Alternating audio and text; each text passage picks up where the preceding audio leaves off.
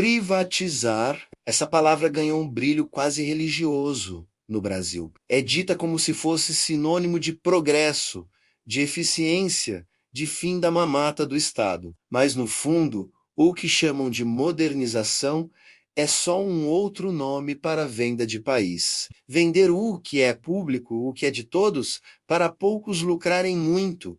E por muito tempo, nos anos 90, prometeram que privatizar ia trazer competitividade, serviço de qualidade e preços menores. A promessa era linda: um Estado mais leve, menos corrupção, mais investimento. Mas o que veio depois foi o oposto. As contas de energia explodiram, o transporte encareceu, o saneamento básico continuou inexistente em boa parte do país e o lucro das empresas privadas foi parar nas mãos dos mesmos de sempre. Quando o lucro vira prioridade, o povo vira custo.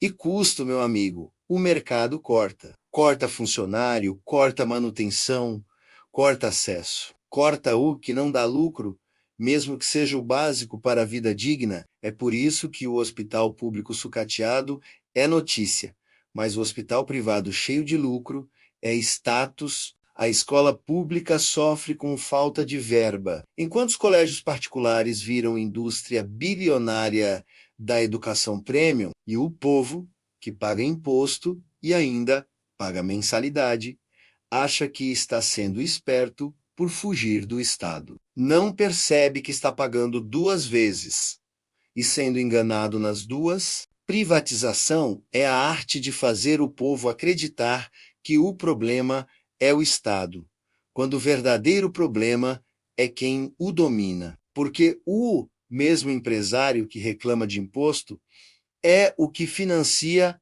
campanha política para continuar, mandando no Estado que diz odiar. O mesmo político que fala em livre mercado é quem aprova a venda de estatais com contratos fechados, superfaturados e cheios de cláusulas de proteção para os amigos. E o brasileiro, hipnotizado pelo discurso anti-esquerda, bate palma achando que isso é liberdade.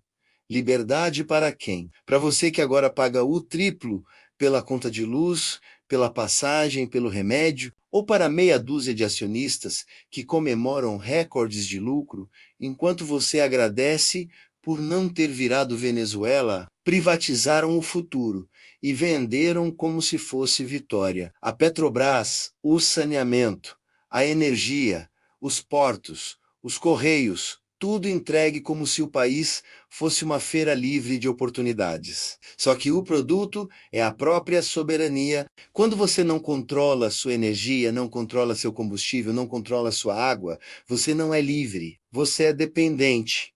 E dependência é o oposto da liberdade que te venderam. No Brasil, a elite aprendeu a transformar a pobreza em negócio. Transformou o SUS em plano de saúde privado. Transformou a escola em serviço pago. Transformou o transporte em concessão lucrativa. E ainda convenceu o povo a defender isso como se fosse um ato patriótico. Enquanto isso, a periferia continua sem saneamento, sem internet, sem escola decente, mas com discurso de Estado mínimo. E esse é o gênio da manipulação.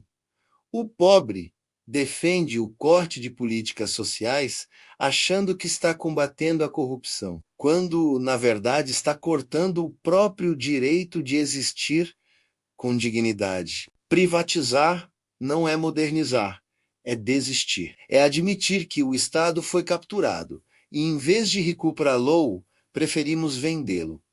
É como vender a casa, porque o telhado tem goteira. Resolve o problema por um tempo, até perceber que agora você mora na rua e o novo dono está cobrando aluguel. O Brasil não precisa ser vendido. Precisa ser limpo, auditado e devolvido ao povo. Mas para isso, o povo precisa primeiro entender que o inimigo não é o Estado, é quem o sequestrou e que o discurso do livre mercado é o novo evangelho dos escravos modernos. Porque, no fim, o que eles chamam de liberdade é só o luxo de poucos, sustentado pelo silêncio de muitos.